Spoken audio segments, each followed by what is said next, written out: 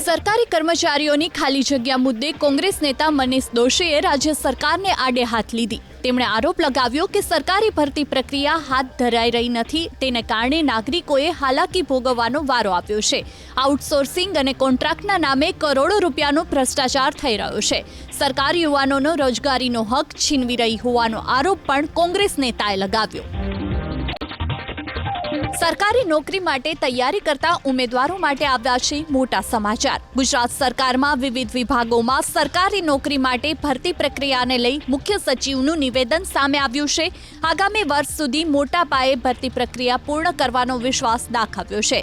સુશાસન દિન નિમિત્તે ગાંધીનગરમાં યોજાયેલા કાર્યક્રમ દરમિયાન મુખ્ય સચિવ રાજકુમારે સ્વીકાર કર્યો કે મોટા પ્રમાણમાં સરકારી કર્મચારીઓની જગ્યા ખાલી છે। કેટલાક સરકારી વિભાગોમાં 40 થી 60% સ્ટાફની અછતનો પણ તેમણે સ્વીકાર કર્યો। સાથે જ અછતની વચ્ચે ભરતી પ્રક્રિયાઓમાં પારદર્શિતા લાવવામાં તકલીફ પડતી હોવાની વાત પણ માની છે। જોકે ઓનલાઈન પરીક્ષાના સફળ પ્રયોગના કારણે પારદર્શકતા વધી હોવાનો પણ દાવો કર્યો। આપણા વિભાગોમાં આપણી કચેરીઓમાં કેટલી જગ્યાએ 40 થી 60% જેટલી સ્ટાફની ખોટ છે। પરિણામ સ્વરૂપે આજે વહીવટમાં આપણે ટેકનોલોજીનો ઉપયોગ કરીને આ ખોટ પૂરી કરવાની આપણે ખૂબ કોશિશ કરી।